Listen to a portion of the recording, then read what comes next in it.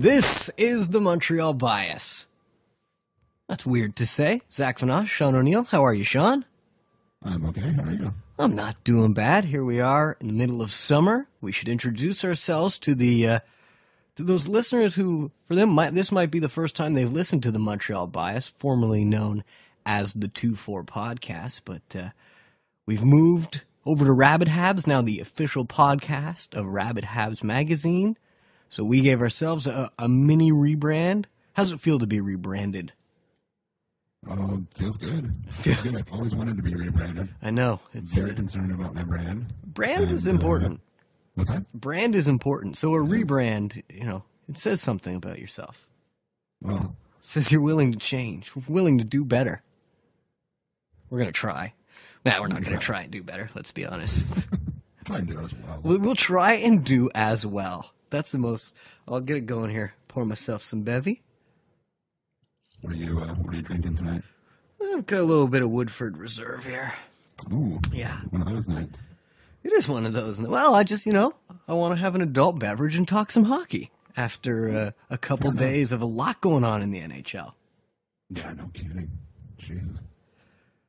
The Habs haven't done much, relatively speaking, but so we'll dive into it. We got a lot going on. So, just a little background on Sean and I. We'd have the 2-4 podcast for like 4 years, I think, as a podcast. Previous to that, back to university, etc. Been talking sports together into various microphones for a while. And so while it may sound like this is our first time trying this, we have a little bit of experience. Not that will shine through in any way, shape, or form. The chemistry is palpable. The chemistry is what you'll pick up on. So generally we like to get right into what we call the 12-pack here, and that's basically just as it sounds. 12 questions about generally the Montreal Canadiens for the most part, but we'll get into the whole hockey world as well, and the rest, well, you can see how that plays out. But question number 1 in our 12-pack, Sean, for you. After a couple days of trades, more so than signings almost, which is a bit ridiculous since it was July 1st. But so who's the biggest winner from, let's take it back to draft and free agency, everything that's happened in the past week plus? Well, if you go as far back as the draft, I think the answer is clearly Edmonton. Yeah, would agree with you entirely. There were, I guess you can include Eichel in this discussion, but there's one, maybe two, legitimate franchise-changing talents available. None of whom were available through free agency. Mm-hmm. One or maybe two of them were available through the draft. I think my answer would have been Edmonton in most years, regardless. If this had been a year where Steven Stamkos or Jonathan Tavares is on the market, maybe that's a different discussion. But, Edmonton just went and got a guy who many people think is the top prospect since Mario Lemieux, even better than Sid, according to a lot of people. So I think Edmonton's pretty clearly the main winner, even though, a lot of their other moves were sort of tinkering at the margins. They did go out and get that franchise player, that Sidney Crosby, Jonathan Taves type franchise player. And more so than just, not more so, that's overstating things, but I would say another big component, not just what Connor McDavid brings, but what he's brought in terms of how it's a completely different organization now in Edmonton. You've got management with I think they might have continued on with the same management had they not got McDavid, but McDavid put them in a place where they said, you know what, we can't continue squandering this.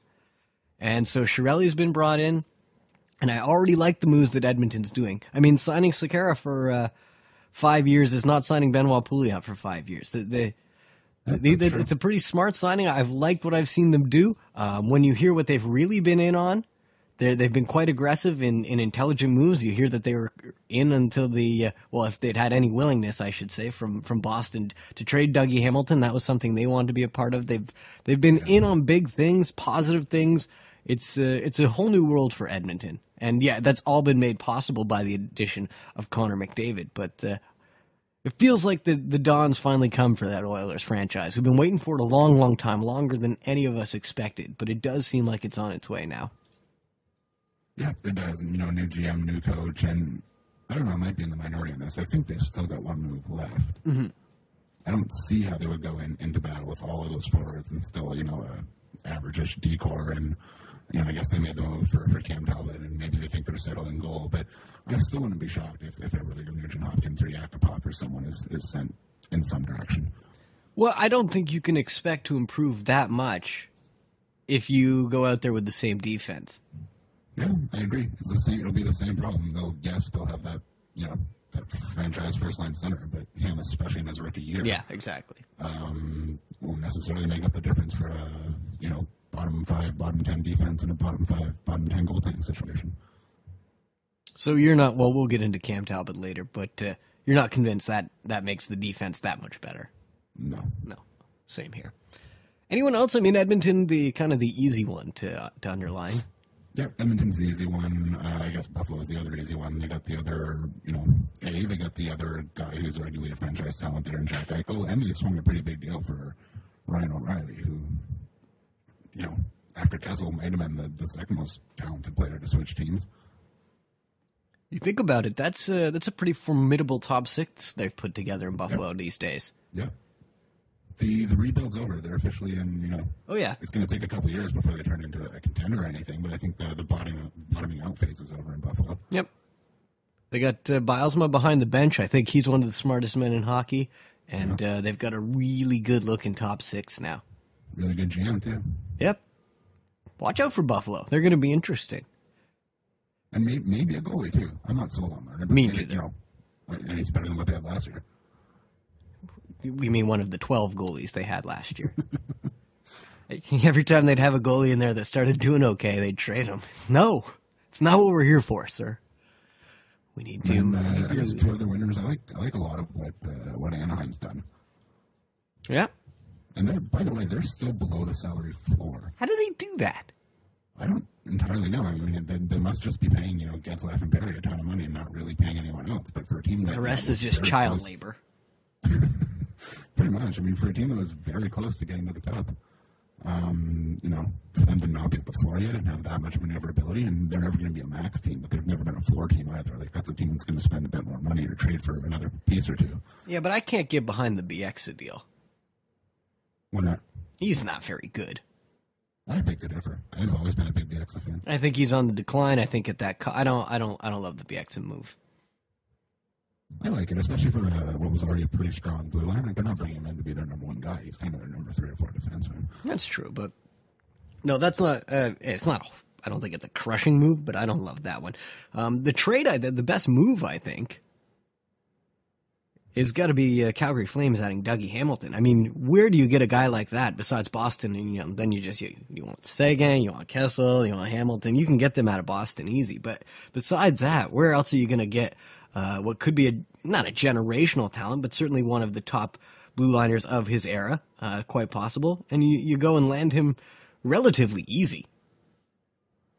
Yeah, I do wonder if Hamilton's a tiny bit overrated, but that being said, I think what Calgary's done is impressive, and I think the worst thing for Calgary is they're coming off a season where they overachieved, where they did better than the numbers suggested they were, and oftentimes what happens when teams are in that situation is they believe their own hype, they go all in, and they take a big step backwards. And I was worried Calgary would do that, but this to me doesn't reek of that. It's different. They had a chance to go out and get a very good top pairing defenseman, and they capitalized on it. And that Calgary team, we thought that was going to be a 5, 6, 7 year rebuild. Like just a year ago, they looked like they might be the worst team in the NHL, and all of a sudden they had a good year, and maybe it wasn't sustainable, but they do have a pretty nice core there between Giordano and Hamilton and Sam Bennett and Johnny Hockey.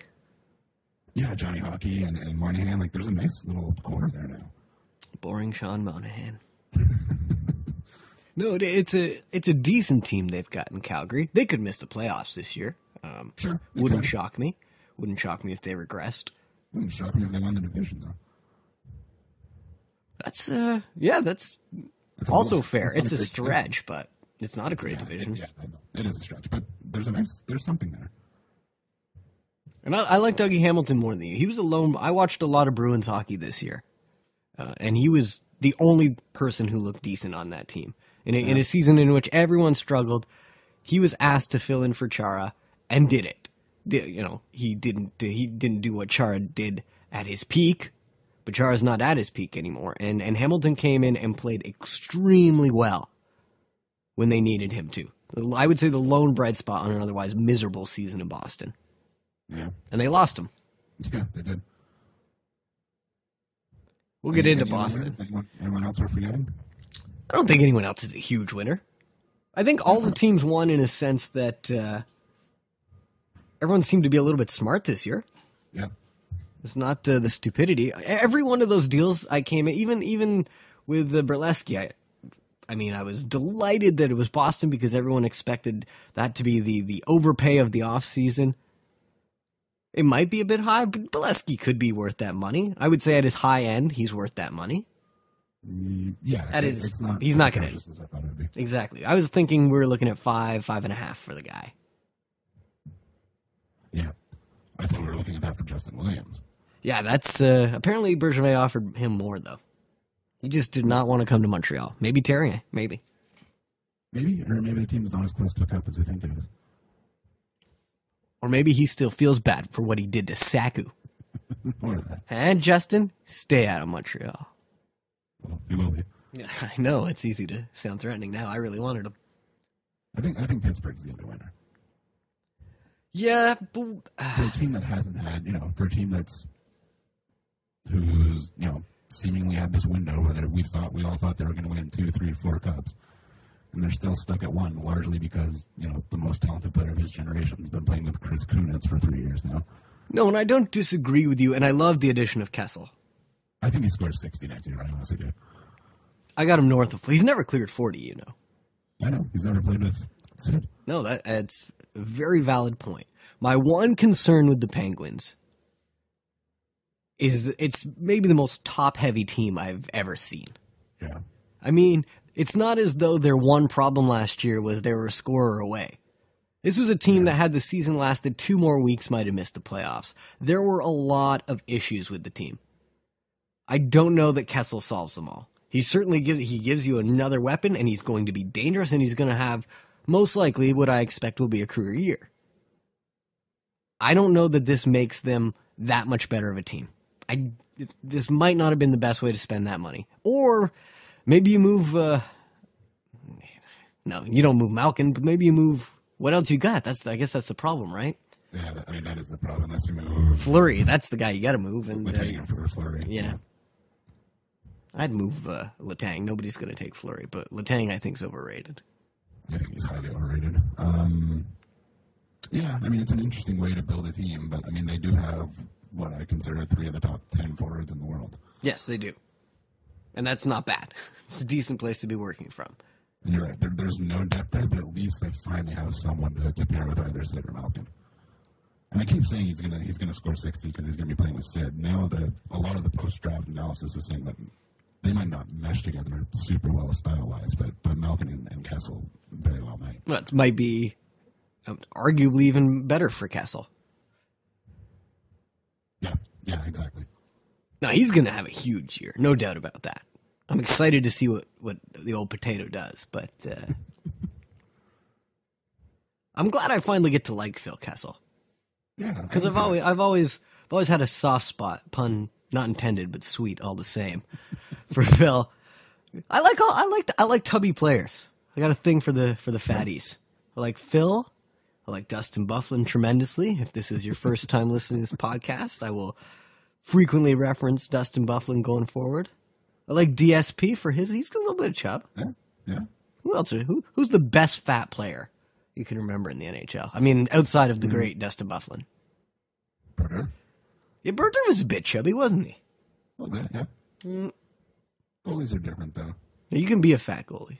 It used to be encouraged. It's probably Kessel. In the 20s, it was very normal for a 340-pound fat guy. They just tried to fill the net with him. Little known fact. That's what you'll get on this podcast. Little known made-up facts. Little known made-up facts. More to come. Question 2, who's the biggest loser?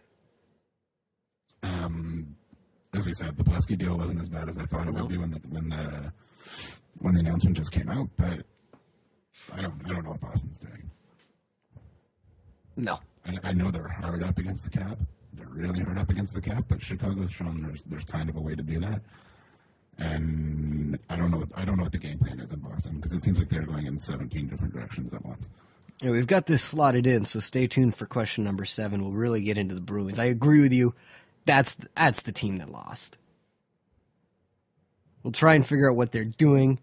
About 5 questions down, but what they've done so far is horrible. And you know what? It was had they moved Chara and Lucic, then I would have said, you know what? This is a team that knows what it's doing. This is the right way to do this. This is when you sell on these 2 guys. And I think the Lucic deal is a good deal for them. I do. But the Dougie Hamilton deal, it just would have made so much more sense, and I think you would have got a nice haul back from somebody if you moved Big Z. I don't know what you're holding on to him for. Are you going to win the Stanley Cup in the next 2 seasons in Boston? Clearly not right now. There's something dysfunctional going on. Yeah. Chara is aging very quickly. Now would have been the right time to move him. I don't understand why you think let's get rid of Hamilton and let's keep Chara. It makes no sense. That window's closed. Oh yeah, come on. They're a bad team. They're not making the playoffs next year. Outside of, no one's killed themselves. No, not really. I'm trying to, Well, not that it seems obvious now. Maybe down the line we'll see how this fleshes out. But there's no David Clarkson, unfortunately. No, exactly. No, I can't really, except for the Bruins, I can't think of a team that either made an insanely stupid decision or, took 5 steps backwards. The Colorado Avalanche, I don't think they're going to get much from Beauchemin at this point. No. That's not a great signing, but it's not horrible. No, it's not going to cripple the franchise. Chicago is probably not as good a team now as they were 2 weeks ago, but we all kind of knew that was coming. Disappointing for them that they didn't get to keep Saad, though. Yep. Yep, it is. But we all thought there was a chance that might happen. I wonder if they're just not getting what they were hoping to get for Sharp right now. That seems to be the case. Well, if the rumors of what their asking price is are true, and it's a rumor that they're asking for a top 6 forward, a prospect, and a first-round pick. Why would you do that? That is insane. The man didn't score 20 goals last season. No, if anyone gives that up for Patrick Sharp, and I really hope it's not Montreal, but if anyone gives that up for Patrick Sharp, that is an insane return for a nice player, but Jesus. I've heard a lot of people really, really go hard on getting Sharp. A lot of Habs fans want Sharp. And you said it first. Buyer beware on this guy. Yeah. He's surrounded by fantastic players. He had a very mediocre season last year. Prior to last year, great years. Always 30 goals, fantastic stuff. Last year, though... Well, always in Chicago. Yeah, always in Chicago. It's true. So, I don't... like I say, I'll take him if the price is reasonable. But I don't have hugely high hopes that even if he shows up for a decent trade, that he's going to be what people think they're getting. Well, how many times have we seen it? The guy who's surrounded by talent is kind of a no-name guy who turns into a 30, 35-goal scorer when he's playing top 6 minutes on the best team in the league. But the moment you move him out of that perfect situation, he kind of turns back into an 18-goal guy. We've seen that quite a few times. Yep. Common occurrence in the NHL, and it wouldn't shock me if that happened for him. Especially at the age he's at. Yeah, exactly. Yeah, if he was 26, sure. Oh, yeah, you take a risk on him if he's 26, but he's 33, 34? He's 33 with declining production and, again, put up very good numbers, but in the best situation possible. And, not to tell tales out of school here, I may not have brought this up before. I'm not sure if I brought this up on the podcast.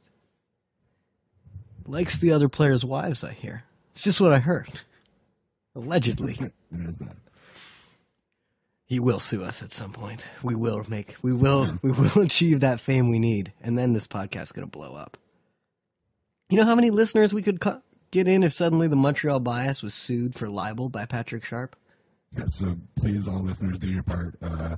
Rate us on iTunes, leave a comment, and let everyone know that we are slandering the good name of Patrick Sharp. Exactly. The mission continues. Question 3. the Habs do enough to improve so far? And we should point out, in case something happens as we record this or in the hours after we prepare to post it, currently it is about 7 o'clock on Thursday night, July 2nd. And what's happened? Kassian has been acquired for Prust. Yeah. And the rest was all very depth. Yeah. Parenteau got bought out, and we re-signed Jeff Petrie. Yeah. So that's where we're at. Is it enough? It's not enough for this team to go from being, a quasi contender to a cup favorite or a legitimate cup contender. But I don't know if there's a smart move out there that they can make that would do that this year. This is what I'm trying to say, and it's been 3 days of a barrage of texts and going through Twitter.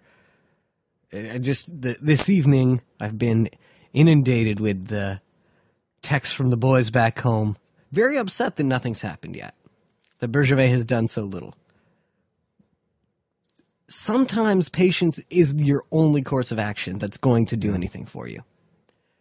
And what we're looking at out there, with me not being high on Sharp, certainly not high on Bolesky, none of the other guys are enough to be that difference maker. What Montreal needs, which is offense right now. So you tinker. Is the team's better, in my opinion, right now than it was when it lost to Tampa Bay in Game 6. Yeah, I would agree with that. Not infinitely better, but a little bit better, especially, with Petrie being locked down. And I think Kassian makes the team better than Prust did at this point. I liked Prust when we had him. And had you told me when we signed Prust that we'd be bailing out of that contract before it's over, I was fine, yes. But it was obvious, and we said it at the time of the Prust signing, it was obvious that at some point, playing the way he did, Prust was going to start to break down. And I mean, he did. He's missed not just a handful of games, significant time in the last few seasons. He scored 4 goals last year. We're bringing in a guy who is 24 years old, costs less money. Yeah, he only put up 10 last year, but he only played half the season, and that's still more than the 4 Prusty gives you. You lost character. You did. You lose some heart, and you lose a guy that seemed really well liked in the locker room. But let's be honest. What the Canadians lack right now is not character or leadership. That wasn't the problem with the team. That wasn't the reason they lost to Tampa Bay in the second round this year. Kassian gives you a chance to, A, take a project that hasn't worked yet, and maybe make some gold out of it. But if not, he's still he'll get you 10 to 15, I assume, if he's healthy. Health is another factor, no doubt about that. But I do think this is a good trade. Yeah, I think it is too. I think it's a marginal, marginal upgrade. But yeah, like you said, sometimes the play is just not there. What would you do? I want to know what Habs, and be real. They need to be realistic about this. What is the play out there that you think Bergevin should be doing right now? Because the need is obvious. Yes. Yeah, the need's extremely obvious, but, so what? Every team has needs. Sometimes there's not an immediate fix, and maybe you just go in, maybe you go into the season with this roster, and you can still fill that and you come deadline day. Like, people are going to become available between now and March. Yes. And yeah, that's a risk, because maybe the asking price goes up, but maybe it goes down. I just want an example. And I'm not throwing this at you. I'm throwing this to our beloved listeners, as well as just into the void. Give me an example of what you think Bergevin should have done. Yeah. Because if it's out there, and it's something I hear and go, oh yeah, that you're right, that is the move to be made. Why isn't he doing that? Then I'll agree that maybe not enough's being done right now. But I just don't see where you may... It's easy to say, well, he needs to go get scoring. Sure, he needs to go get scoring. Where the fuck's he supposed to get it? Yeah. Justin Williams, it sounds like, doesn't want to sign. You and I are quite leery of Sharp. Bolesky, we already said that's a terrible idea. So there's a few guys who can, UFA-wise, could not you... in the 15 to 19 range seems to be it. Even the 20-goal guys are barely there this year. Yeah. I don't know. Outside of a trade, and let's face it, Bergevin is a great trader, so if that happens, I'm going to be quite confident that what's coming back is nice. If he pulls off a big, major roster trade, which he hasn't done. In fact, the press for Kassian thing was the biggest roster-affecting trade I think he's done so far. If he pulls that off, I think he's going to probably win that trade since he seems to regularly. And then that's where your guy comes from. But there's no talk, Kessel, he went to Pittsburgh. We knew he wasn't coming to Montreal. Yeah. Maybe there's some other surprise out there. But from the obvious, I don't see anything available. Well, I think it has to be a trade. I don't, with the possible exception of Joel Ward, I don't see anyone out there who would be a big help. I enjoyed the Michael Frolik rumors when those were circling around. I thought that would have been a nice fit, but it didn't happen. I think Justin Williams would have been a nice fit, but it didn't happen. So maybe you can blame Bergevin for not landing either of those two guys, but there's only so much control you have over that. I think the avenue is a trade. You never know who's out there and who's available. But the other thing is, I look at Montreal's depth chart, both at the NHL level and the prospect level, and I'm sure they could put together some, a package that's relatively enticing. But unless you're willing to get rid of, Galchenyuk or Bolio or Gallagher, which you don't have that, that Godfather offer there.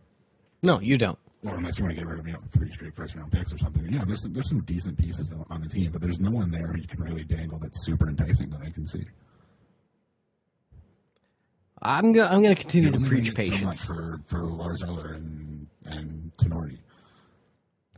I think the move to be made in terms of the it's not a Hail Mary, but a home run. It's Markov or Plekanec. And Markov's almost at the end of that even being an option.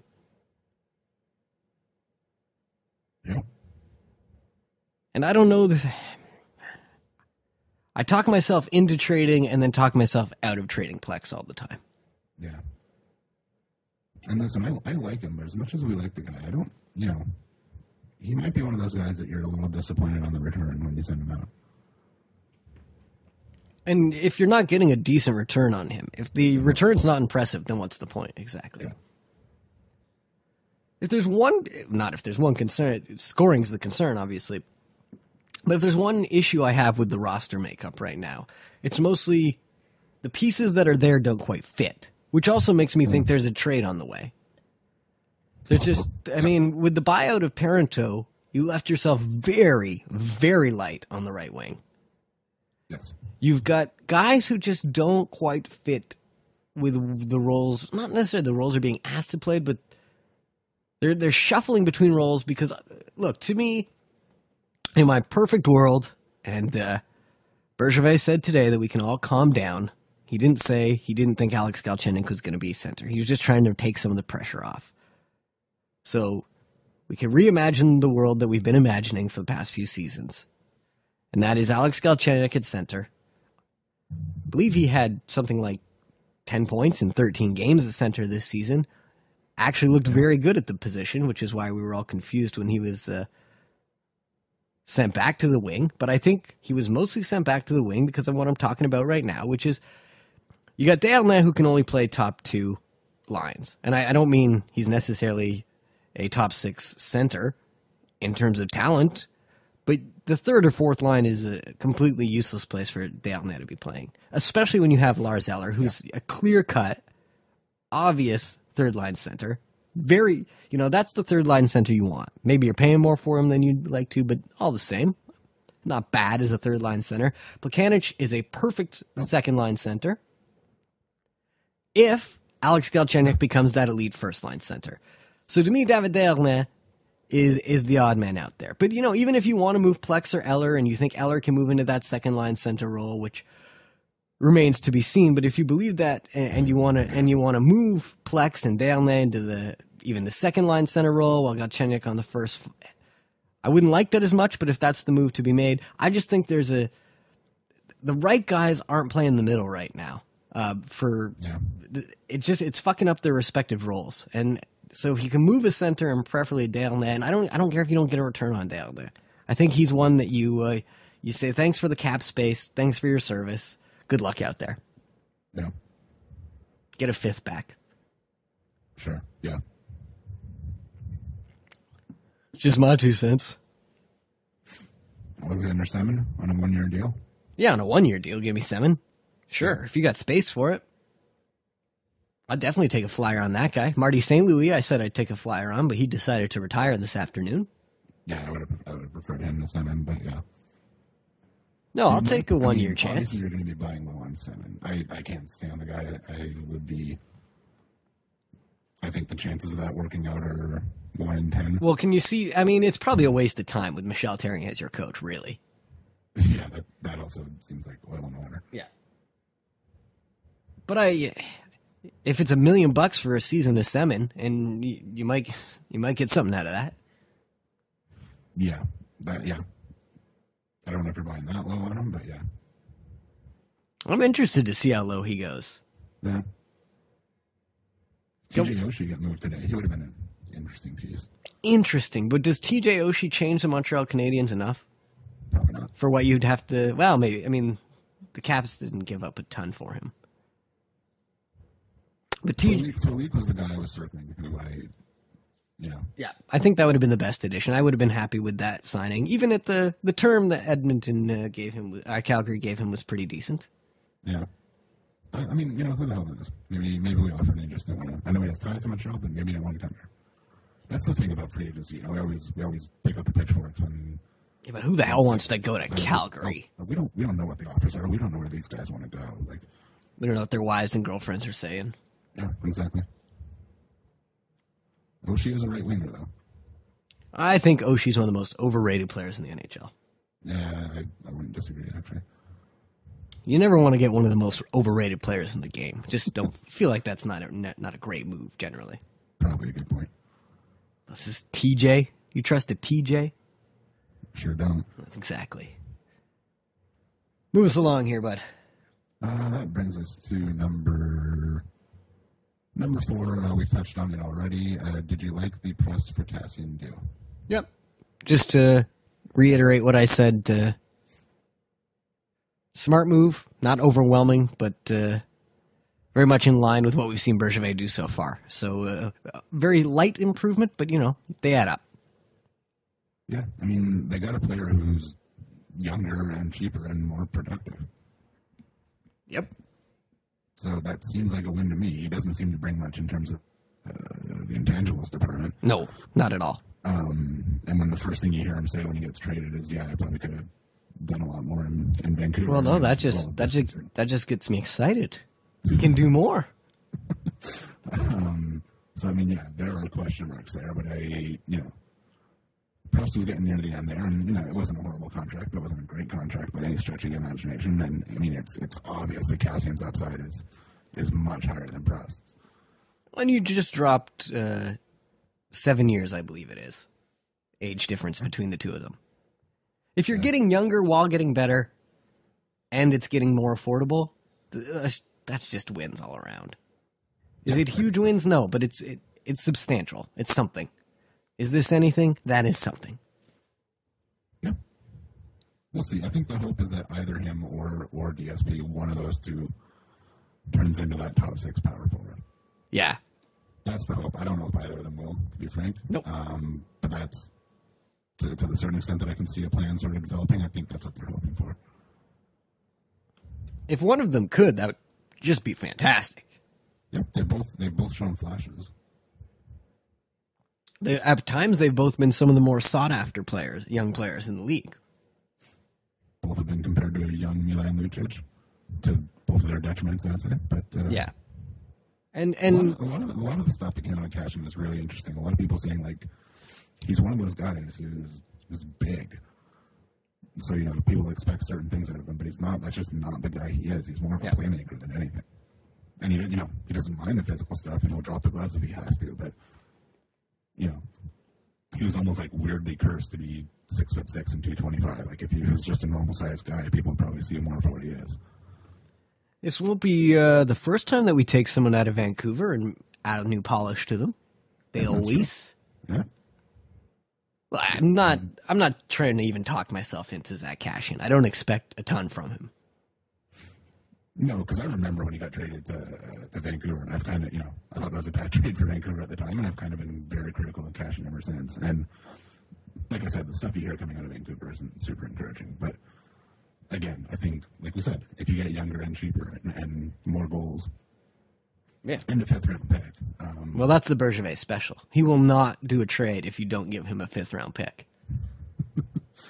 That's the first thing he says is, I need a 5th-round pick, now we'll start talking about the other players involved in this deal. It's got upside. It's got upside. Yeah. There's no real downside to it. Because before we knew the return, I was very concerned. Because news broke. Yes. Oh, yeah. News broke that Kassian had been moved by everyone's favorite Joe Haggerty down there in Boston. He broke the news that Kassian was going to Montreal. And there was about 15, 20 minutes, because apparently the Bergevin boat is much tighter than the boat they got going out there in Vancouver, before we knew at all what the return was. Yeah. And then and for a while there, I was expecting to hear something, Tenorti or who knows. Yeah. But when it came back that it was plus a 5th, suddenly there's a lot more shine on that one. Yeah, because initially I thought we were sending a 5th in that direction, and I would have been fine with that. Yep, exactly. That's the Bergevin special. Gotta get that 5th. We clearly just wanted to get rid of him, and really didn't care what they got back in return. No, and that's fine. But it was just one of the, we gotta get rid of this guy type thing. And again, that's problematic, I suppose. But there is upside there. How much did we talk about that Kassian Hodgson deal at the time? And now it means nothing. I know. It seemed like a blockbuster at the time. I don't know if it just happened when nothing had happened for 3 weeks, so we all just went nuts. But I remember there was a lot of that had traction. Pixels devoted to that trade. Yeah.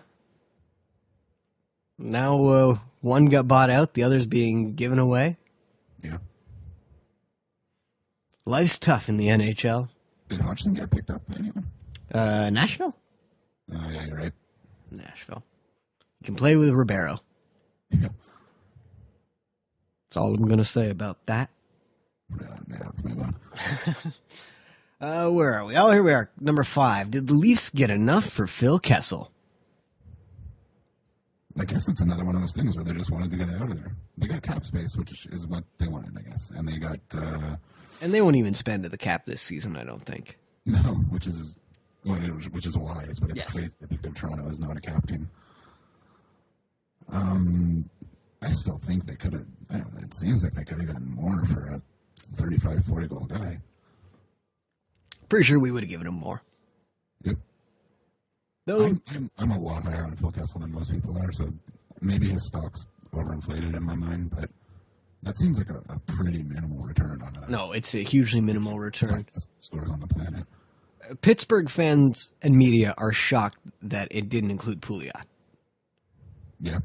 Yeah. To them, they completely assumed that. I mean, it wasn't going to be Mata. Everyone knows that. You're not giving away Ollie Mata at this point. He's just been fantastic for them and is one of the positive things they've got going that's not part of the top-heavy equation there. So he wasn't going anywhere. But for it not to be the most discussed prospect they have, that's shocking to me.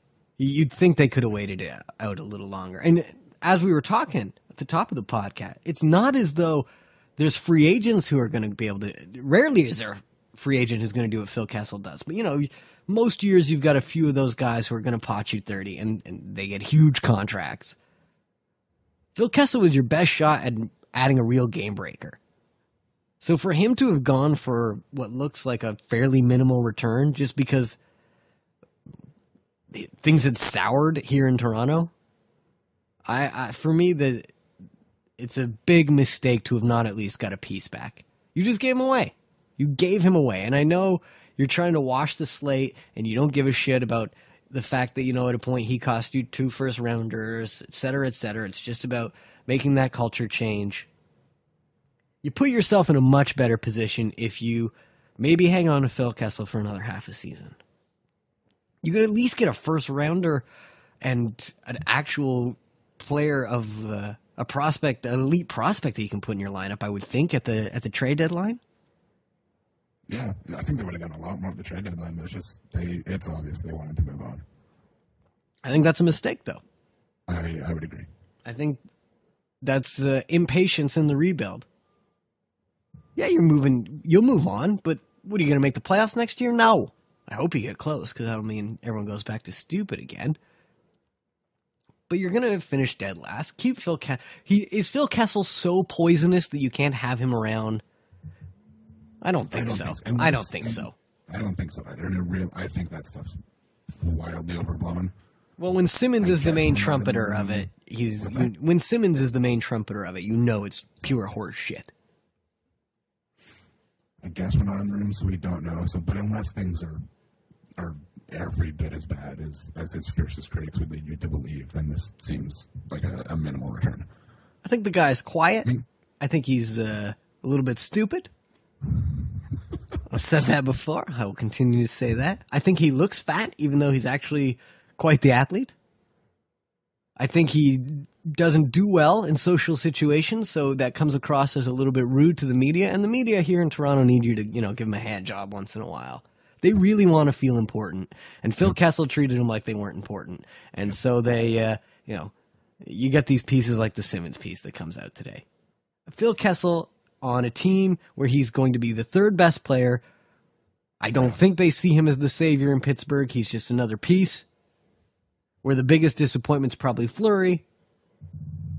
It's going to be a perfect situation for him. You're going to see that Phil Kessel's not going to, go. I mean, things might already be sour in Pittsburgh, so we'll see how that plays out. I'm not saying that that's a perfect situation, but if you dropped a very non-sour situation, I think is Montreal. I think everyone can feel pretty confident that that's a pretty good locker room. If you drop Phil Kessel into the Habs locker room, I don't think anyone would be afraid that we'd suddenly go into steep decline because he's just such a horrible presence to be around.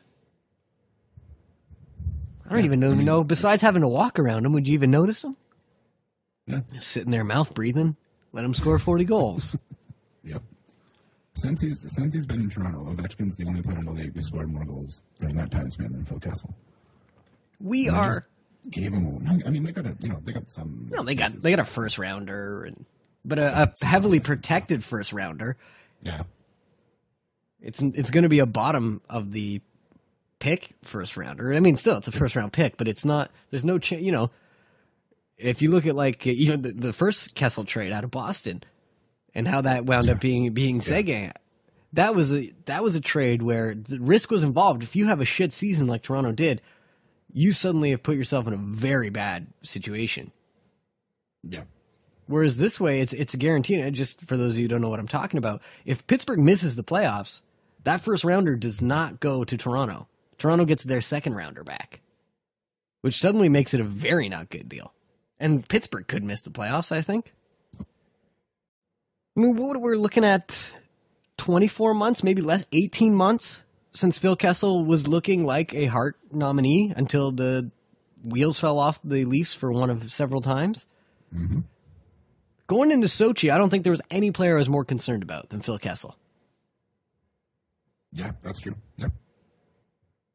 And by the way, last 5 seasons, 82 games, 48 out of 48, 82. That's insane. So for all the flack we give this guy about his conditioning and his, and the 3 seasons before that, 70, 82. You know why everyone's injured all the time these days?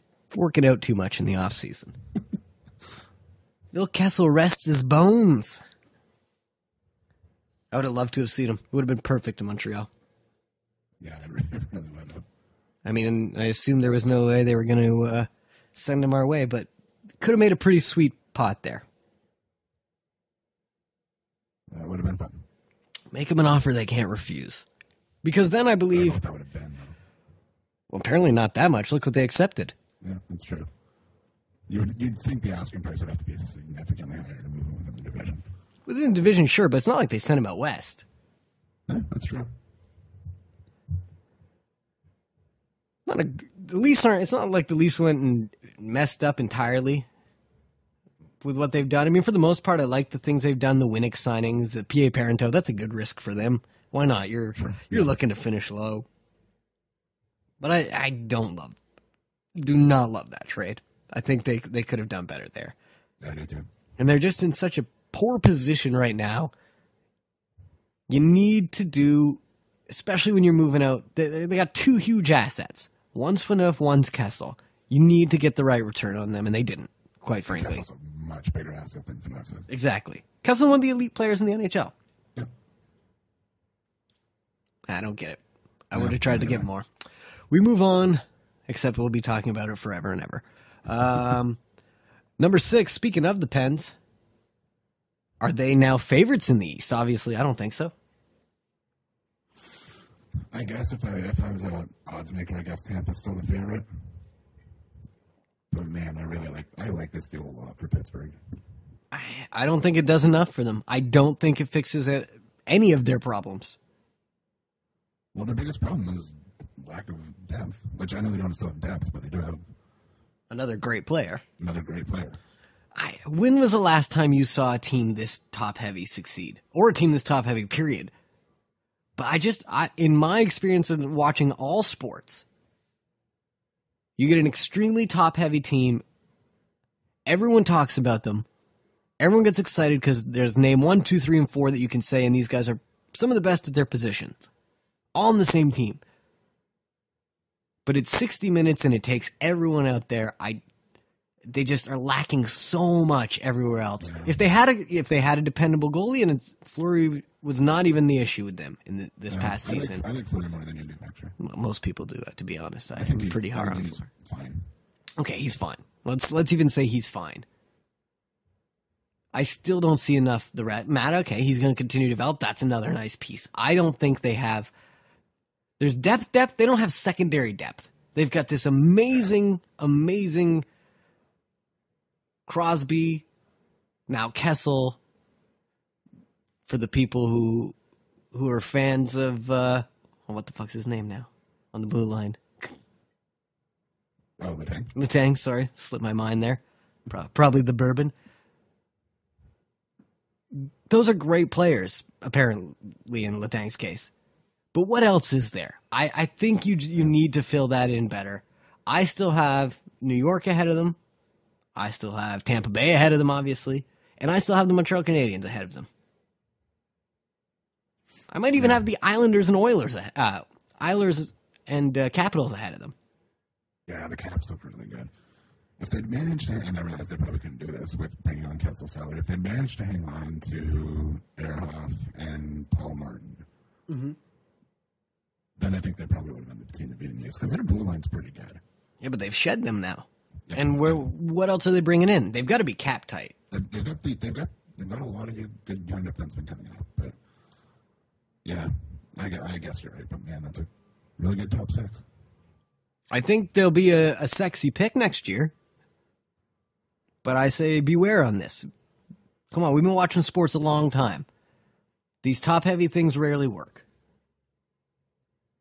Is it impossible that they get into the playoffs and just those 3 guys go nuts? No, that could happen. I mean, Sid's got to get one more, right? You'd think. Man, if he doesn't, that's going to be a disappointment. Yeah, it really will. And not really through any fault of his own. But Sid's one of those guys I think is going to be good for so long. He could get his second, with Pittsburgh doing a rebuild 5, 6, 7 years down the line, too. Yeah, that's true. Provided his health is good enough. That Lovejoy deal killed them, too. They've made a lot of... They've made a lot of mistakes. Yep. They've made a lot of mistakes. Mistakes that you can't whiff on if you want to contend. Which is why, once again, I'm not hugely concerned that Bergevin is preaching patience. Patience is clearly his strongest suit, and maybe it will be his downfall. We'll find out. But patience is clearly what he's preaching on this one. And we saw it. And Pittsburgh has pretty much 0 picks for the next few years. Same with the New York Rangers. But Pittsburgh's been all in for about 4 years now. And what do they have to show for it? Year after year, they make those moves that we talk about and we think they're huge. What works out for them? Yeah. Yeah, it's too bad. I'm not sold on the Penguins. I love Kessel being there. He's going to have a huge season. I'm not discounting that. I just don't think that's enough to change. They were a bad team at the end of last year. They were an injured team. That's also true. Very fair. That was the most injured team in the NHL last year, and it wasn't even close. That's a very good point. Now I'm talking myself into it. I know. It's like you said, it's easy to talk yourself into. You're probably right once I calm down a little bit that there's no depth there. I could see them getting in and getting hot. But yeah. That injury thing, though, is very true. And keep that in mind, Montreal fans. Healthiest team in the NHL last year, your Montreal Canadiens. That helps on your way to 110 points. Yes, it does. Health is it's the thing we never talk about because it's impossible to predict. You just don't know. But it plays out huge. We always pretend it shouldn't. We always kind of push it to the side because there's no, you can't come up with a narrative, be it a valuable narrative, the kind that the statistics tell and close study tell. Those are still narratives that you can kind of look at and see what might come or what might happen. In the case of injury, you just don't know. And it can really derail you. I think it's a very good point about last year's version of the Penguins. That team was decimated by injuries. And the same goes with last year's version of the Habs. That was an incredibly healthy squad. Yeah, although, like you said, it's not like things were going fantastic for the team prior to last season. I mean, they did get to the conference final and stuff, but there's always been something missing on that team. Or at least for the last 4 years. Yeah, very true. They'll be interesting to watch, no doubt. Yes. Keep an eye on them Penguins. Question number 7. The hell's going on in Boston? They look like one of those teams that can't figure out if the window is still open or not. I made the same criticism of Vancouver last year, and they very kind heavy. of retooled on the fly, and they do a lot better than I thought they would. But they're hard up against the cap. They've still got some some nice pieces on that team, but most of them are getting up there. I don't know what they're doing. They're trying to rebuild on the fly, and they're seemingly not doing a very good job of it. Look how many blue liners they've lost in the past 2 seasons. Yeah. A lot of those guys are outside of Chara. They're all gone at this point. Yeah. You lost Lucic, who I think had become more of a problem in your lineup than a benefit, especially against Montreal. But I think in general, Lucic may be losing some of his luster. Chara's a year older. Bergeron's still the best. Wish we could get him out of Boston. Marchand's going to be Marchand. They could make the playoffs next year. It wouldn't shock me. Tuukka Rask had a bit of a rough season last year by his own standards if he returns to being one of the best goalies in the NHL. But we've talked about this plenty on the podcast. Is Tuukka an amazing goalie? And I think he is an elite goalie, but is he as elite as we once thought, or was that, the effects of playing behind Zdeno Chara? I strongly think that it's the latter. And Chara's not who he used to. I mean, he missed a significant portion of last season.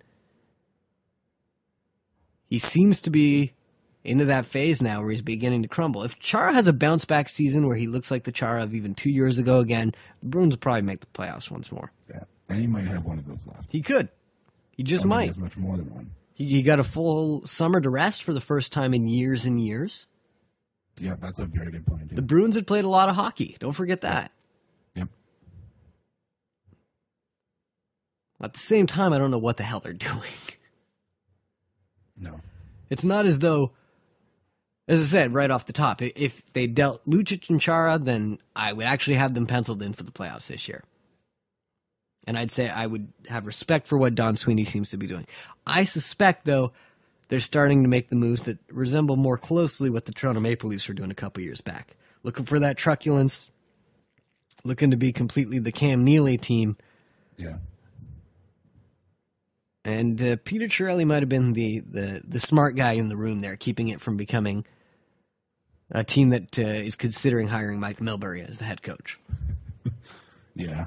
I mean, Chiarelli did hand out some bad contracts near the end, and part of this is his fault, but I do think, on the whole, he was a very good general manager. And, none of this happens if they keep Tyler Seguin. That's the beauty. That's the beautiful thing.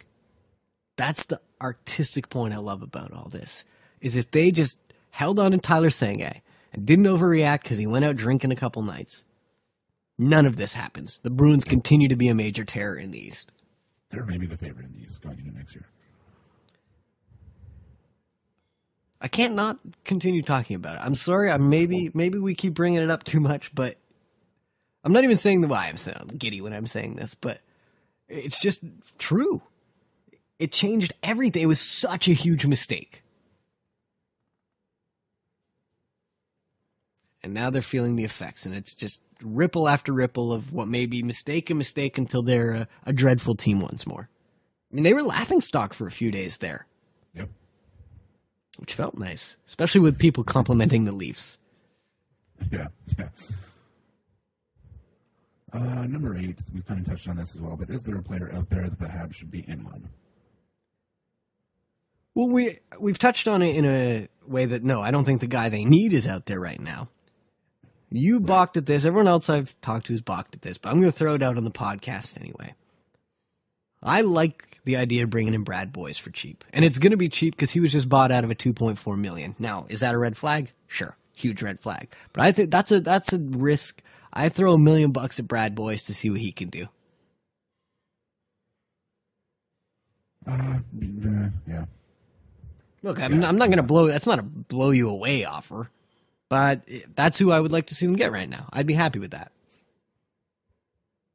What about Joel Ward? I mean, it goes without saying, but at the right price, sure. I like Joel Ward a lot. 19 goals last year. And he does feel like the kind of guy Bergevin likes. Yeah. I mean, he is 34. I wouldn't sign him for much more than 2 years. Okay, but get him for the Justin Williams deal. 19 goals last year. Brad Boyes on a shitty team had 14 goals, 38 points. You're going to get one for a lot cheaper. Yeah, I think Ward brings a lot more to the table, though. I wouldn't disagree with that. If you can get Ward for the Justin Williams deal, and they seem to be, they've been kind of mentioned a lot in tandem in discussions about free agents because they're similar profiles.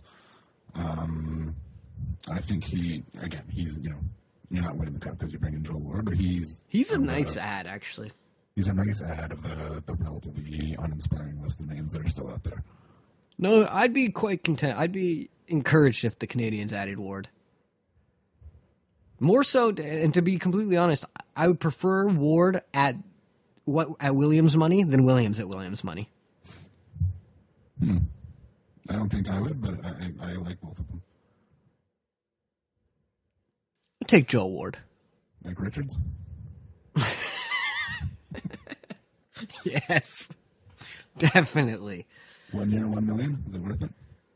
Only if he brings his Oxycontin with him.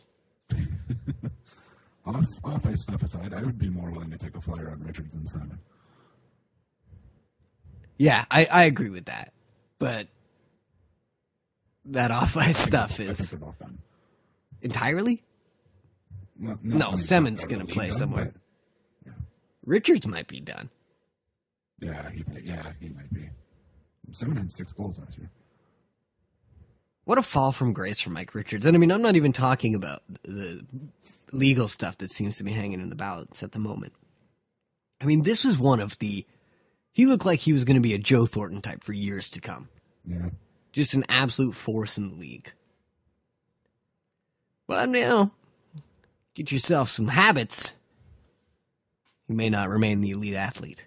Yeah, it's too bad. And there's reason to believe he may have developed some habits. Yes, I don't think this is not a Patrick Sharp-Lytle situation. I think Mike Richards needs some help, and that's been quasi-public knowledge for a while now. Patrick Sharp is a sex addict.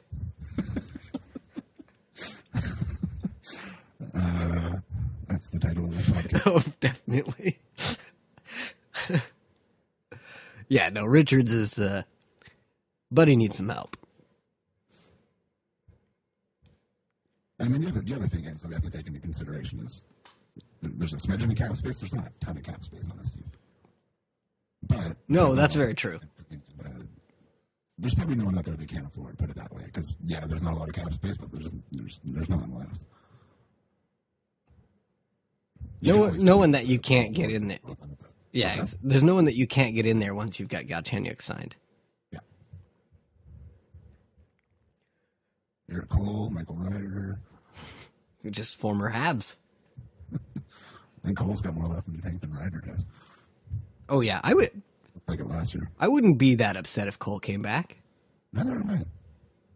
I bet you, you know what? I'll talk myself into Eric Cole. Yeah. I could talk myself into that.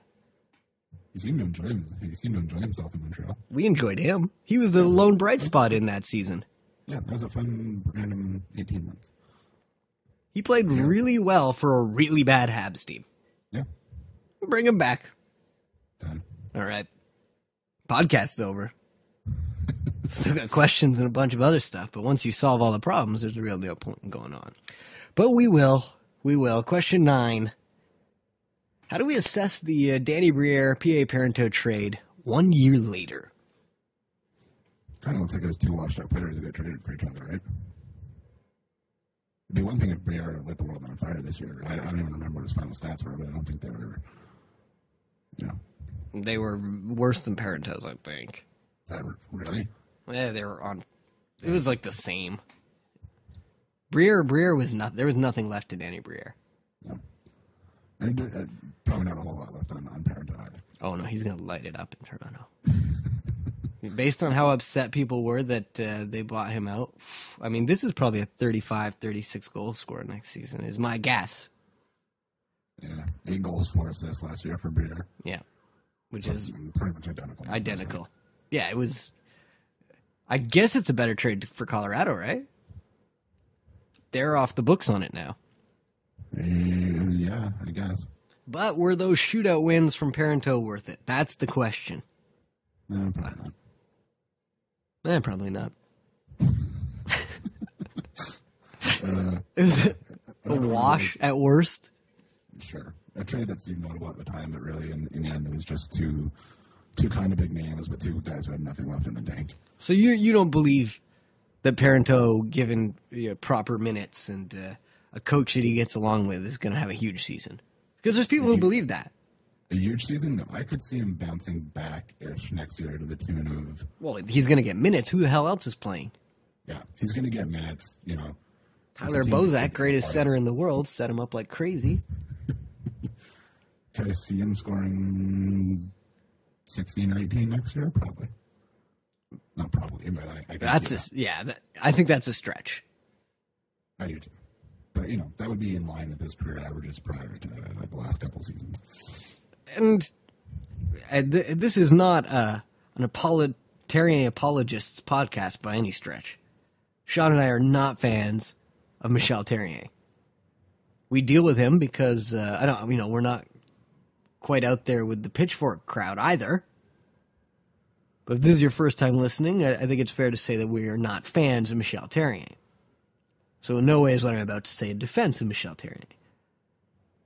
But this is 2 straight seasons at which, at the end of it, Parento's gone out and said he's had issues with the head coach, and that's why he hasn't performed. Yeah.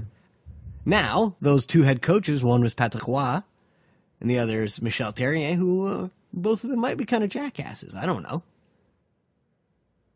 But at some point, it starts to be on you and not the coaches. Maybe you're just old and it's in decline. Who knows? Yeah. He's not that old, but he's not that young.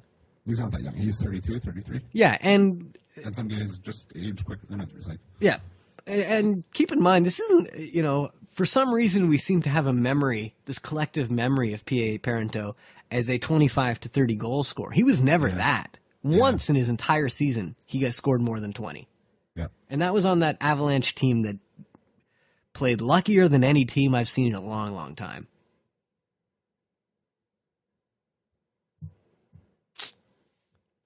It'll be, it was a wash, and I'm not too concerned about what he's going to do in Toronto. And good for him if he resurrects his career. Sure, yeah. Maybe he was just in a really crappy situation. Maybe he was in 2 crappy situations in a row. Yeah, I mean, he did have 2 concussions last year. That'll set you back.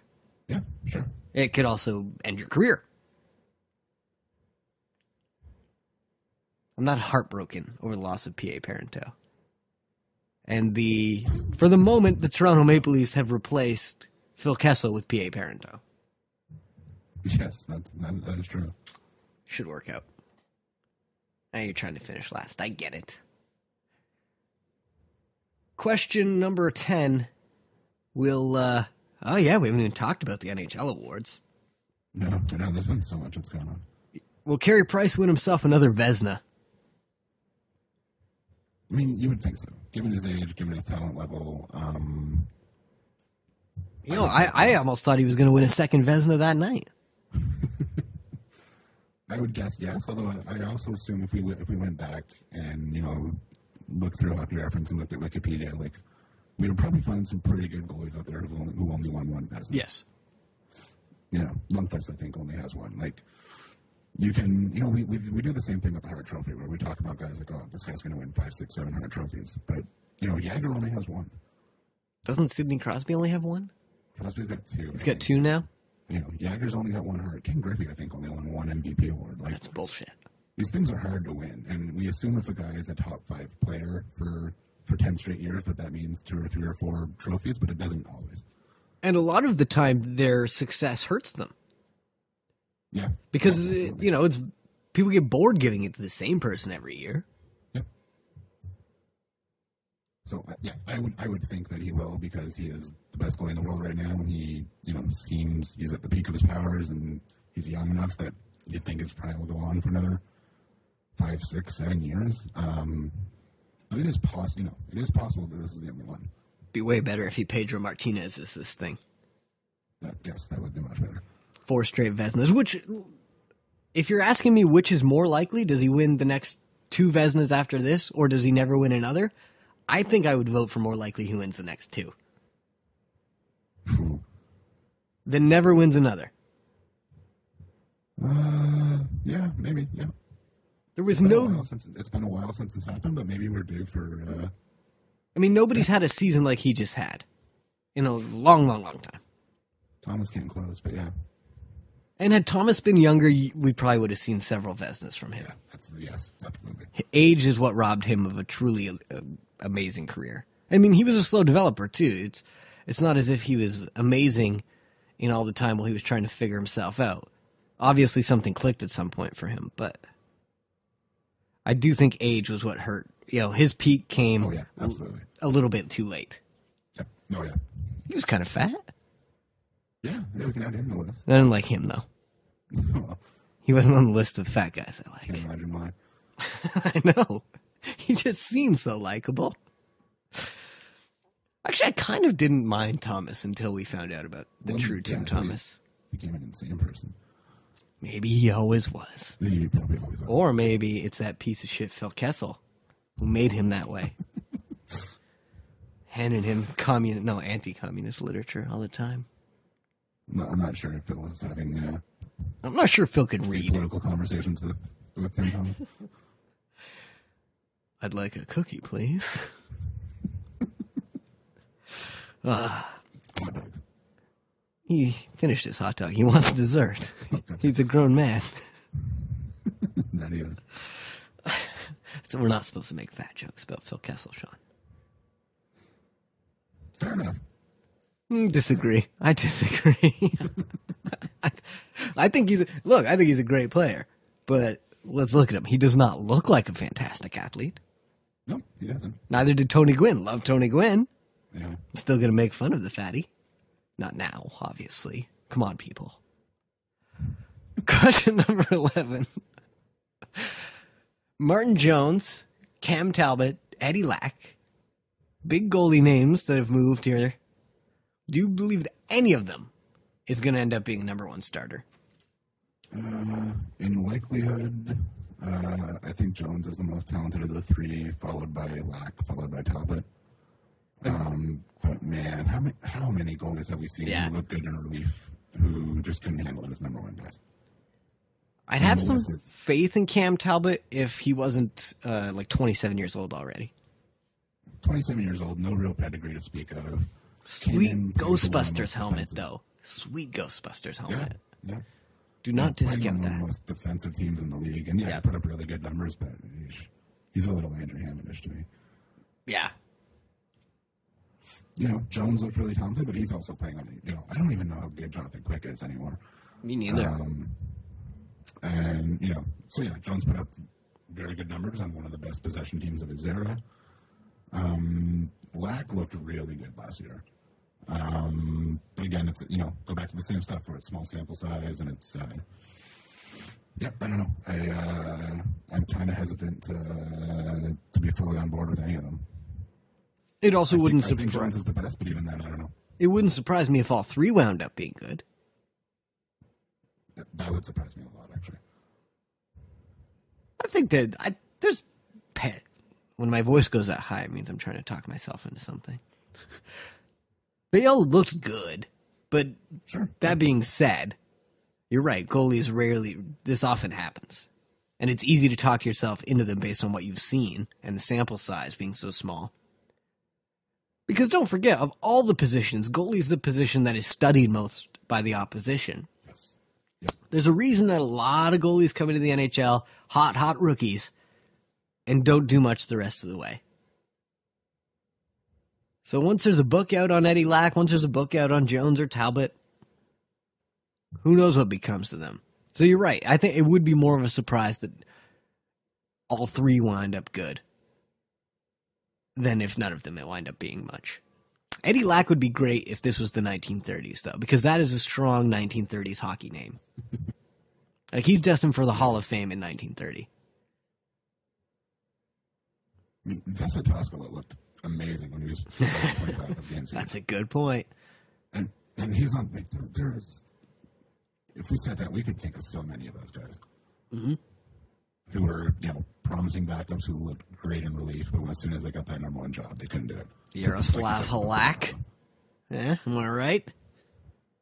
Yeah. Not really right. And he's one of, and he's one of the more successful ones. Yeah, I would say so. Remember Cam Ward? I do. He was good for a while. He's still not that old to have fallen off how much he did. He was really, really good for a while. What's that? He's like 32 now? He's still pretty young. He's like Lundqvist's age. Yeah, he hasn't been good for a while, though. No, I know. People, he was damn good for 4 or 5 years there. And he's not, the team he has in front of him now isn't doing him any favors, but I kind of think that's over. I thought... I think it was wise. It was wise of the Oilers not to, cash in all their chips on the Cam Ward rejuvenation tour.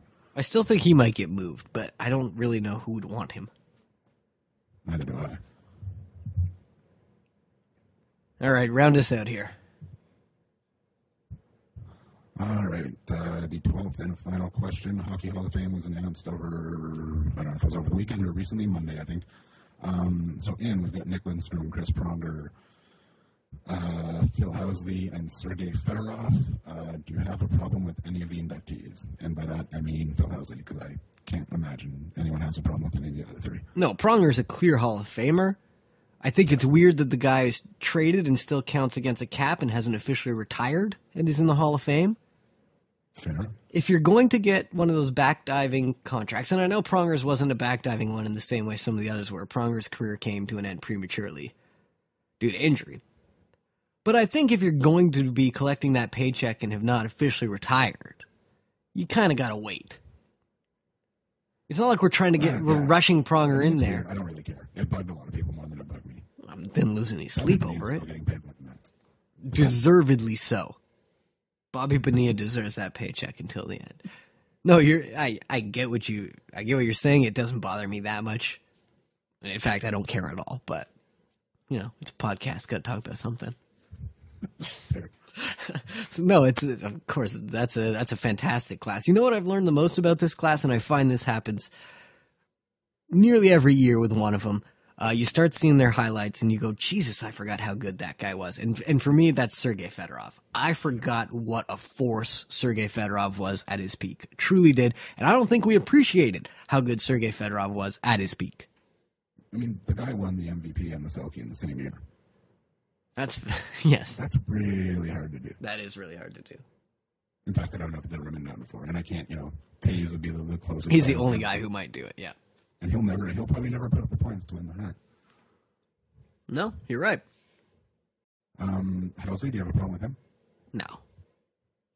I kind of thought he was already in the Hall of Fame. And then the second part of the question, so of the guys who didn't get it, who do you want to see get it? Eric Lindros. In other words, let's have the Eric Lindros debate. Yeah, no, Eric Lindros should go in the Hall of Fame, right? Yeah, that's not even a debate. We're on the same page on that one. And if you don't, I don't know how you don't think Eric Lindros should be in the Hall of Fame. I mean, I think he rubbed so many people the wrong. I think that's all it is. Because he's an asshole. I won't debate that. but he should be in the Hall of Fame. I mean, there was a era of the NHL, and it may have seemed longer. It probably did seem longer because I was a child. But Eric Lindros was the name in hockey. Yep. And he changed the game. And I think, sometimes we look at stats and we get obsessed with stats, and that's why Mark Recchi looks like a Hall of Famer because he played for it. And Mark Recchi was good. I don't think, talk about big hall, small hall. I'm a small hall guy. Yeah, me too. I know you are as well. Mark Recchi's not a Hall of Famer in my understanding of what a Hall of Famer is. But his numbers are great. He put up he had a very solid career. But Mark Recchi was rarely, if ever, even the best player on his team. Yeah, exactly. Eric Lindros was clearly the best player on his team. Clearly the best player in the league at least 1 year. And completely changed the NHL. That's he put his stamp on the game. To me, there's zero debate, and it's ridiculous that he's not in. He'll get in. Oh yeah, he will get in. He should be in already, but yeah, he'll get in. So Lindros, you're a yes. I'm the same way. Recchi, you're a no. In the way the NHL Hall of Fame works, let's go law on this one. So by previous precedent set, I put Mark Recchi in the Hall of Fame. In my heart, do I feel like Mark Recchi's a Hall of Famer? No. Andrew Chuck, yes or no? Same as Recchi. Yeah, I agree. Good stats for a long time, but never was Recchi ever one of the top 20 forwards in the league? Played on Team Canada that 1 year. So maybe that year. Maybe for a couple, yeah, maybe. Roenick? Yeah, mostly video game Roenick. But he deserves it for that alone. Paul Kariya? Yes. Yeah, I agree. Yeah. See, I always say I'm a small hall guy, and then I kind of go through the list, and I'm like, yep. But there's been a lot of good players out there. But, okay. Big Hall of Fame career is a bubble guy. But in the way the NHL Hall of Fame works, of course you put Paul Kariya in. I would agree. And here's another thing. I'm not completely a stats guy when it comes to the Hall of Fame. I like the lore of the Hall of Fame, which is why I'm making the Lindros argument, so passionately, and why I think also Paul Kariya would deserve it, even if his numbers don't stack up quite the way someone else's does. Paul Kariya that marked a moment in the NHL. A ridiculous, crazy moment that we look back at now and can't believe happened. But there was, Paul Kariya for a while there was also just one of those names of the NHL. Yep. And he represented some of the elite and the folkloric legend of his time. And for me, the Hall of Fame's that too. It's not just career stats. Which is why I'm more likely to put a Kariya in ahead of Mark Recchi, really. Yeah, I would too. And then the last one I got for you, this is what we call a segue in the business. Sort of, not really. Marty St. Louis, Hall of Famer? Oh, hell yeah. I agree, and I'm kind of shocked that that's turned into a debate today. Of course it has. Marty St. Louis always gets sold short. And once again, not an intended pun, but one that happened. Of course Marty St. Louis should be in the Hall of Fame, no? I think so. I think he's a slam dunk. I didn't even realize there was hesitation. Neither did I. I think he's a slam dunk Hall of Famer. Let's not even talk about this any further. That's silly. All right. Fair. Great career, though, eh? What a career he wound up having. Yeah. And I kind of respect that Marty, he didn't have the best season this year, granted, but he didn't embarrass himself on the Rangers. Oh, God, no. Stanley Cup final last season, Eastern Conference final again this year, won a Stanley Cup with Tampa Bay, turned himself into the face of that franchise more than Vincent Lecavalier, in my opinion. Yeah, and who would have bet on that in, 03? Nobody, I would guess. No. And really, for at least 5, 6, 7 seasons, I'd have to go back and look at the actual stats, one of the agreed-upon great goal scorers. And playmakers. Maybe a better playmaker, actually. Yeah, really good at both. Good hockey player is what I'm trying to say here, people. Just short. Legs like tree trunks, though. Yeah, that was that. Hall of Fame legs, if nothing else. 1, 2, 3, 4, 6-time All-Star. Is that all? That's not enough. Yeah, but you know how it is, especially with the Olympics. And Yeah. 6-time All-Star, 2 Art Rosses, a Hart, Stanley Cup champion, 3-time Lady Byng winner, 1 a gold medal. Yep, Hall of Famer to me. No doubt. Hall of Famer in my books. I love that expression. I just love it. So that ends the 12-pack. Yeah. Still a little bit, here's where we get into the summer edition, so we may not go through all the things we like to do. Well, generally we take a look at the upcoming Canadian schedule. Now, we could do that because they have announced the 2015-2016 schedule. The one thing that I did want to talk about off that schedule is the Canadians finished the season this year against the Tampa Bay Lightning, which to me indicates quite strongly that at least in the schedule makers' minds now, which means the NHL's mind a little bit here, the Lightning are maybe our new rivals, the new team we got to contend with here. Usually the last game of the season's at least attempts to be dramatic in some way, and they gave us Tampa this time out. Yeah. I mean, that's what they were hoping that this new playoff format would create, right? Is, 2 teams in the same division that just, 2 powerhouses that have to go through. One of them has to go through the other one almost every year on the way to the Cup. And it's fun if it's Montreal Boston or if it's Montreal Toronto, but it's, from the NHL's point of view, it's almost in some ways even better if it's Montreal Tampa or if it's Dallas Calgary, 2 teams that, otherwise there wouldn't be a lot of heat there. I ask you this, now that we know the schedule is out. What game are you most looking forward to early in the season? Is it against Boston? Is it the first one against Toronto? Or is it the first one against Tampa Bay? Man, that's a good question. It's almost, it's probably Tampa. I think it's Tampa. That's weird, but yeah, it probably is. Good job, schedule makers. Yeah. And then we usually like to prognosticate in what we call, because we're sophisticated gentlemen, the bold fucking prediction, the BFP, shorthand. You can't go around saying that all the time. Do you have a BFP for us, Sean?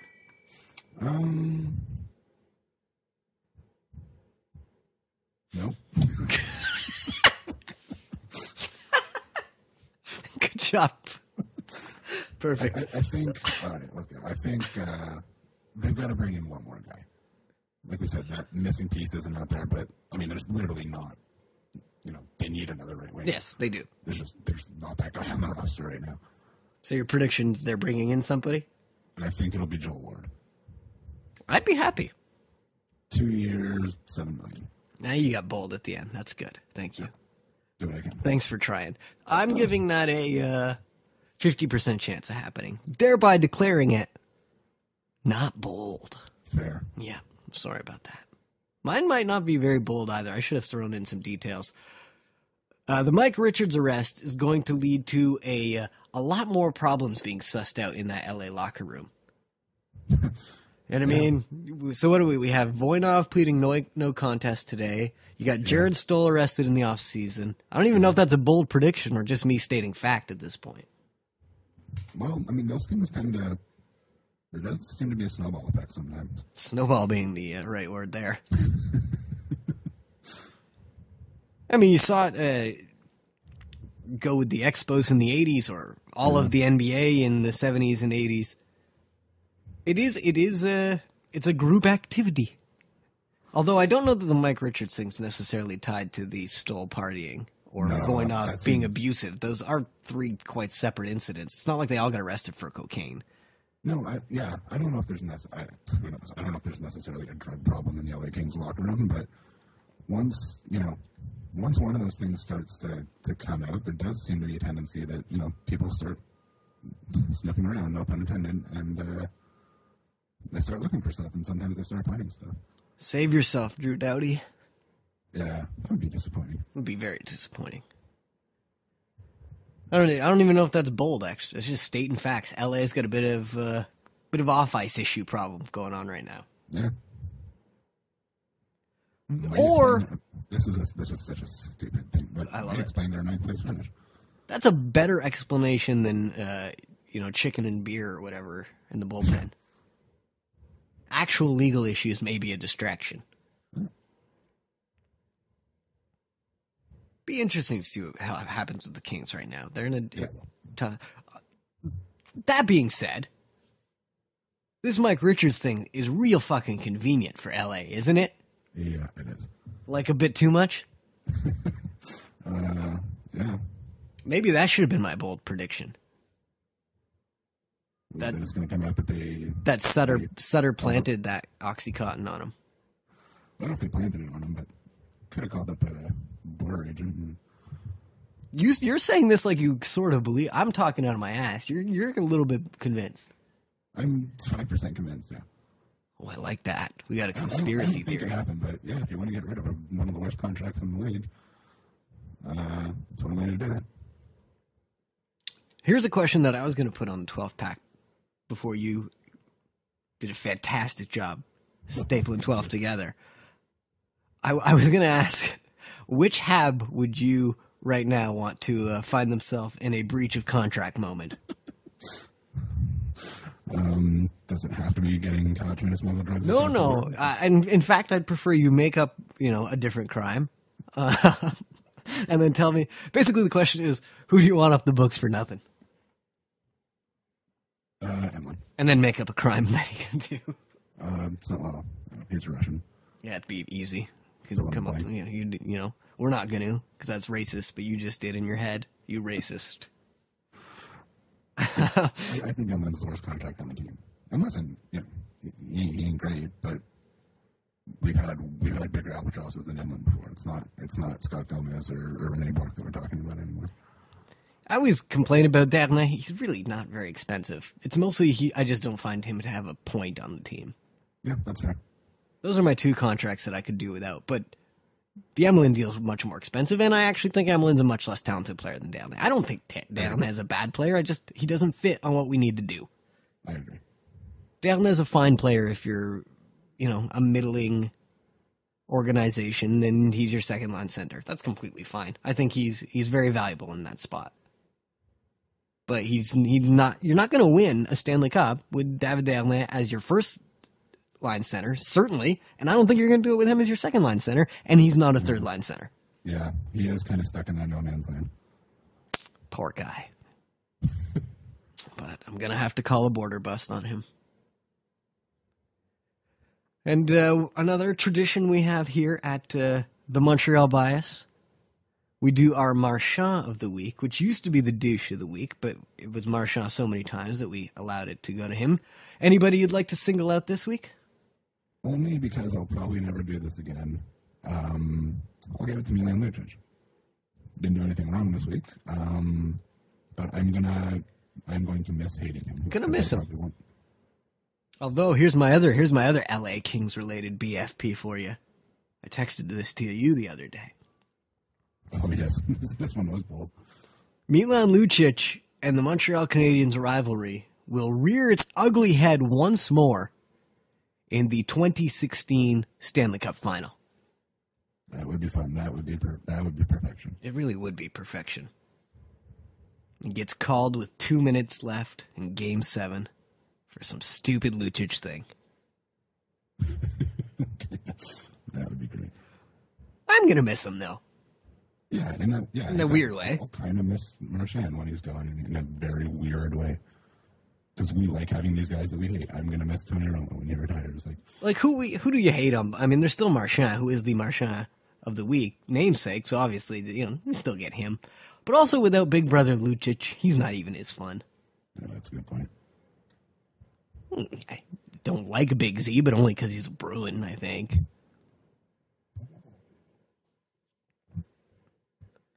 Rask, he seems a bit annoying, but once again, mostly because he's a Bruin.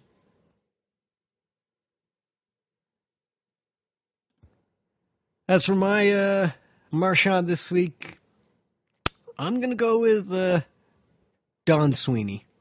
And I enjoy that he seems to be derailing the Bruins. Don't get me wrong, I'm having fun with that. But he probably could have got more for Dougie Hamilton. It seems he could have got more for Dougie Hamilton had he traded with the Oilers And he just didn't because it was Chiarelli. Yeah. Yeah.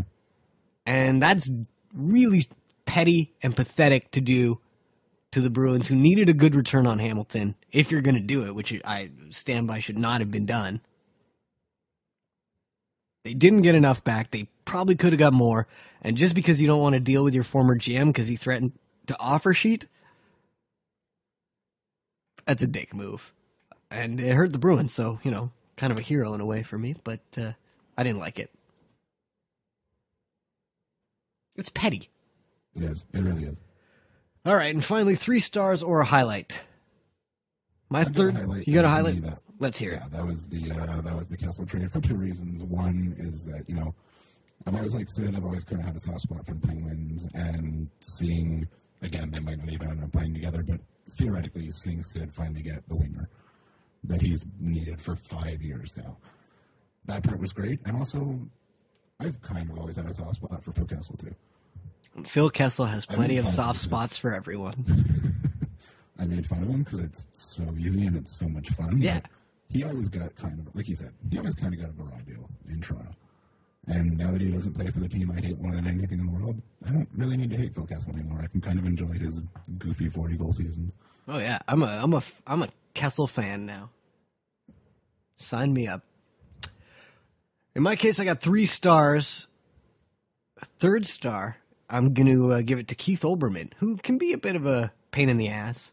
Yeah. Definitely a blowhard at times, but his takedown of a much worse blowhard and a much bigger asshole in Steve Simmons was pretty fantastic. And that was a takedown for Simmons' absolutely pathetic article on Phil Kessel, which I'm sure if you follow hockey Twitter, you're very aware of. I'm not, go ahead, find it for yourself. The guy knows what he's doing. He knows we're all talking about it. He's delighted with getting Olbermann calling him an asshole. But to me, come on. So that's Olbermann in at number 3. Number 2, all the general managers. Because nobody really messed up. No, shockingly. Shockingly. That's never happened before. It has never happened before. All the GMs get a 2nd star. First star, rising star, I believe, in this NHL. The offer sheet, which is suddenly a thing. Offer sheets were pretty much fiction. Yeah. And they've played a huge role already this year. Suddenly, the no one seems as afraid as they once did. And I think everyone being so cash-strapped with the salary cap not going up has forced people to get a little bit more evil in how they plan on getting players. Yeah. Dougie Hamilton doesn't move if there's no risk of offer sheet. Yeah. Brandon Saad doesn't move if there's no risk of offer sheet. Yeah. It's made things much more interesting. It has. We've talked about it for years on the podcast. Like, why don't teams do this? And, yes, it goes against the code, and it's, there's sort of this unwritten agreement that you don't do it. But it makes the league more interesting when it's, it's a viable option, and it makes the league more interesting when teams actually use it. You're allowed to do it. Brian Burke was pretty much the only one who said you can't do it. And everyone seemed to listen to him for some reason. Well, I don't want to fight Brian Burke. No, but yes. He would beat me, no doubt. No doubt his old man strength, coupled with my lack of man strength, would not serve me well. But I'd still take a shot. Why not? But I'm glad the offer sheets are now in play. Seems that way, yeah. And I think it's going to, probably fare better for the contracts that these RFAs get. Yeah, absolutely. And you're getting a guy, especially if it's a forward, you're getting a guy in his prime. Whereas by the time they're UFAs, they're kind of past their prime more often than not. Well, Dougie Hamilton and Brandon Saad would have been almost ungettable in any other year. Outside of the Hawks obviously having their cap issues, but I think the Hawks would have solved those cap issues in a different way if they weren't terrified of an offer sheet coming for Saad. I agree, yeah. We say this now, and then Galchenyuk's going to get a $40 or $25 million offer from Dallas and Bolt. That would be a lot to offer him. Yeah. I'm not too worried about that. Apparently, the deal's gonna get done for Galchenyuk. It's just they're working through it now. That's good. But apparently, it's gonna get done. Nobody's panicked over it. Yeah, 2 years. You haven't heard anything about it, which is probably and not like it's all quiet on the Western Front. More just like everyone's like, don't. Yeah. It's in the bag. 2 years, 2.75? Sure. I think so. Another conspiracy theory, since this is a podcast, we'll throw some of those out on. I maintain there's a decent chance that after he had that success at center, he was moved back to the wing. This isn't 100% that. Partly because if he didn't have a breakout season at center, they could get him cheaper a little longer. I rarely believe that teams do that shit. Okay, but it's fun to talk about. It is extremely fun to talk about. Why? Okay, I'm with you. I don't generally like ridiculous conspiracy theories because they're stupid most of the time. But I can't figure out why he was moved away from center. That's what I can't figure out. That was a hugely successful line for us for those 10 games. It was Pacioretty, Gallagher, and Galchenyuk. It looked really good. Play back the podcast we've done previously. We were insanely excited about how good that looked. I thought so too, although I've listened to hockey people who I trust who said that it didn't seem like a right fit and he was getting tired and he just wasn't up for the physical demands of playing the position yet. All right. That all sounds valid. I think it's a combination of that and just it's one of those Terry things. One of those Terry things. That should also probably be the name of the podcast, but it's not nearly as catchy as Patrick Sharp is a sex addict. So, plus, if we don't put it right on the title, there's very little chance he sues us. So, we do what we can. You're welcome, Rabbit Habs. I'm sure they are. That'll do it. That's our first official podcast as the Montreal Bias, official podcast of Rabbit Habs Magazine. Sean O'Neill, you can find him on Twitter at The O'Neill Factor. That's O'Neill with 2 L's. I'm at Zack Vezinas. That's Zach with a CH, which is another concern of mine about Zack Kassian, since he spells it with a K. And if for some reason you haven't found us as a podcast, we're at the Montreal Bias on Twitter as well. Of course, you've found us as an actual podcast, either via Rabbit Habs or on iTunes. Please subscribe. Please rate us, comment. We're going to, now that we've stepped up to the big leagues here with the Rabbit Habs, we're probably going to be a little bit more sucking up for the ratings. We'll probably be more sucky too, but we're going to be sucking up for, give us a rating, give us comments. Those help boost our appeal and our appearance on iTunes. So if you like us, if you don't, I think it's, say your piece. I'm fine with that, but we just love to hear from you out there. Sean O'Neill, Zack Vezinas, this has been the Montreal Bias, and we'll see you sometime between now and October. Have a good one.